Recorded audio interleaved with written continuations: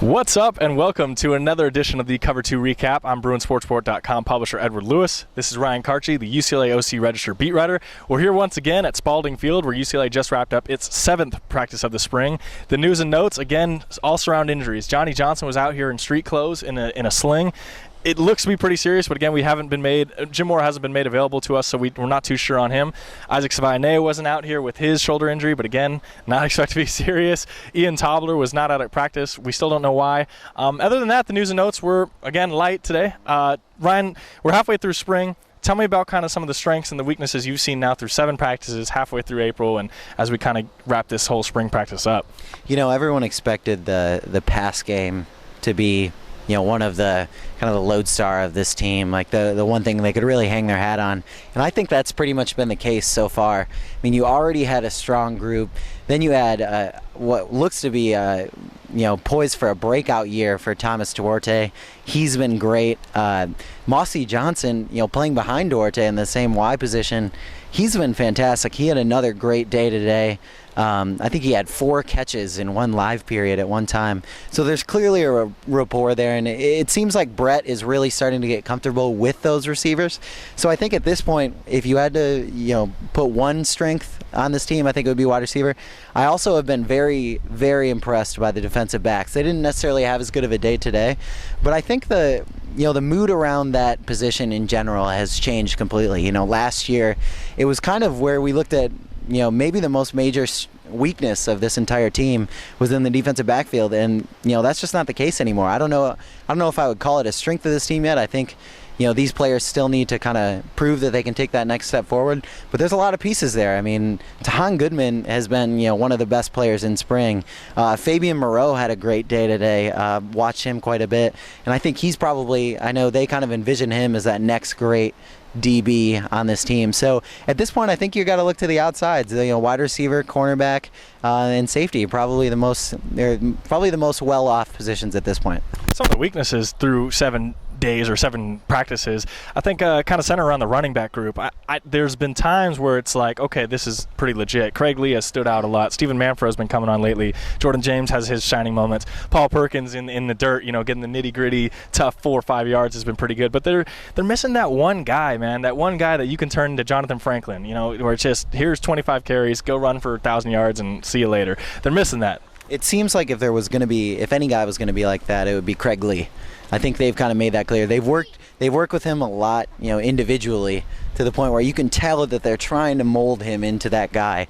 Don't know if it'll be this year, though. That's kind of the question at this point. I don't think we'll really know until fall camp how much they actually plan on using him. But I'll agree. I think running back. I also think outside linebacker. Obviously you come from having Anthony Barr, so you're a little spoiled for a few years. But, Kenny Orgioki actually had a really good day today. But other than that, I haven't been really that impressed necessarily with the position quite yet. Like I said, a little spoiled watching Anthony Barr for the last 2 seasons. But at this point, I think it could be better, and I think a lot of that relies on Kenny Orgioki. Let's get into top performers.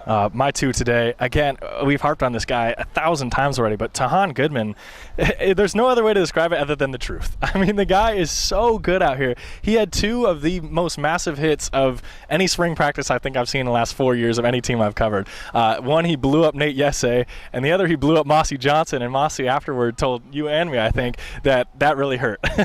So Tahan has just been on fire. I mean, the guy has, he's looking like a pro out here. Give me some of your guys that have stood out to you. I agree. I think Tahan's probably been the best, defensive standout.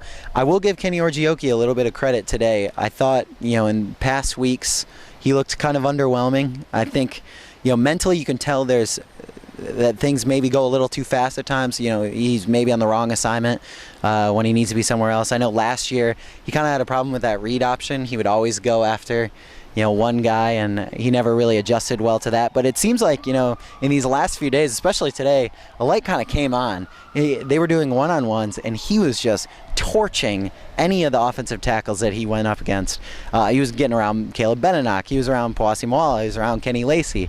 So I think if he can be that guy, he's athletic enough, that he could really make a profound impact on this team. And the other guy, I know you mentioned him a little bit, Mossy Johnson, he's been one of my favorite players to watch this spring. The most amazing part, though, is, and I talked to him about this, is that he has this knee brace on, and it doesn't seem at all like it affects him mentally. I know that's something that affects a lot of offensive players like that. Eldridge Massington, for one, never really was comfortable with it on.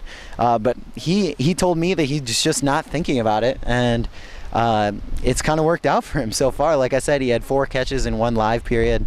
And the other guy, I'll throw him in as a bonus, Devin Fuller, hadn't really played much these last few days. He was dealing with some injuries. But today, he looked like that speedy guy that we saw last spring, last fall, the one we all thought would kind of be the breakout player. Maybe this year is his year. Speaking of Mossy, he said his knee's only 85%. And he's out here looking like literally one of the best receivers in the Pac-12.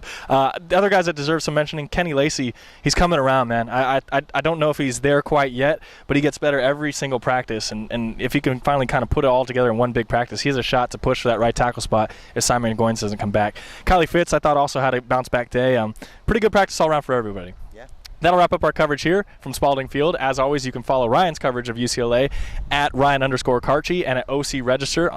And you can follow me on Twitter at EdwardLewisBSR and at BruinsSportsport.com. Until the next time, thanks for tuning in to the Cover 2 Recap.